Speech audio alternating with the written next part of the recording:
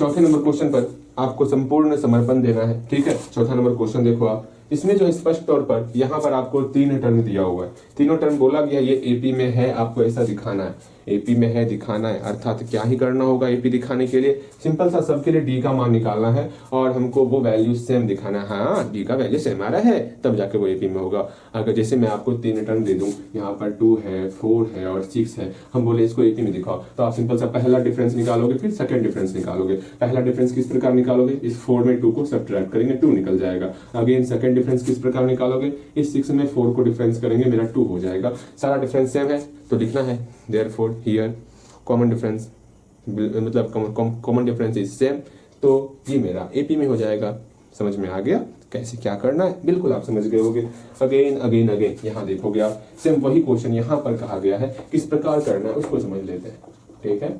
Okay भैया, तो यहाँ पर हमको 3 टर्म कौन सा दिया हुआ है भैया, यहाँ पर जो 3 टर्म दिया हुआ है वो दिया हुआ है a माइनस बी का whole square, A square plus B square और ए प्लस बी का होल स्क्वायर। उस तीनों टर्म को लिख लेते हैं। तो हियर क्या क्या दिया हुआ है, ए माइनस बी का होल स्क्वायर, फिर ए स्क्वायर प्लस बी स्क्वायर, फिर और दिया हुआ एंड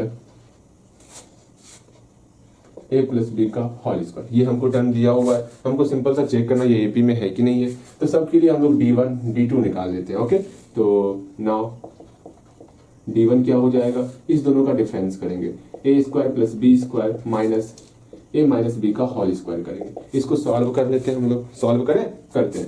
यहाँ ए स्क्वायर प्लस बी स्क्वायर पहले से है, इसको हम लोग सॉल्व करते हैं। ए माइनस बी का होल स्क्वायर कितना होता है, देख लो माइनस के बाद इसलिए हम लोग कोष्ट का प्रयोग कर रहे हैं, ध्यान से समझना। अगर माइनस नहीं होता तो फिर क्या ही समस्या था, माइनस जो है सबके सिंबल को चेंज करने वाला। अगर इसको सॉल्व करेंगे, A square plus B square minus 2ab। अगर फॉर्मूला याद नहीं है तो फॉर्मूले को अच्छे तरह से आपको रिवीजन करते रहना है, ठीक है।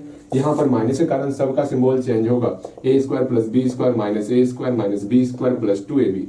ओके, अब ए स्क्वायर से ये square cancel out, B square से ये बी स्क्वायर कैंसिल आउट, मेरा 2ab पहला डिफरेंस निकल चुका है। अब सेकंड डिफरेंस निकालने वाले हैं, अर्थात सेकंड कॉमन डिफरेंस निकालेंगे। देखते हैं इसका रिजल्ट कितना होता है। हम लोग सिंपल सा a प्लस बी के होल स्क्वायर में सब्ट्रैक्ट करने वाले हैं, ए स्क्वायर प्लस बी स्क्वायर को सब्ट्रैक्ट करेंगे। क्योंकि माइनस के बाद 2 टर्म लिख रहे हैं तो कोष्ट में लिखना बेहद जरूरी है, इस बात को समझो। अगर नहीं लिखोगे कोष्ट में तो गलत हो जाएगा। ओके, बस यही गलती कराने के लिए ये क्वेश्चन आपसे पूछा गया है, ठीक है। आप जो है माइनस के बाद कोष्ट में ना लोगे, ऐसी अगर गलती करोगे तो ये क्वेश्चन गलती होगा और होगा ही आपसे, कितना भी आप मेहनत कर लो। यहाँ पर कोष्ट लेना है आपको, ए प्लस बी का होल स्क्वायर कितना होता है, क्योंकि आगे माइनस नहीं है तो कोष्ट नहीं भी देंगे चलेगा, माइनस रहेगा तो कोष्ट लगाना है आपको।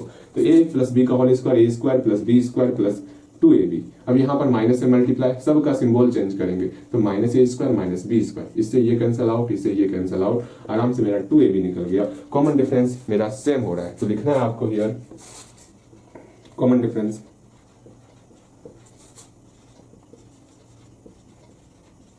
Is same. सो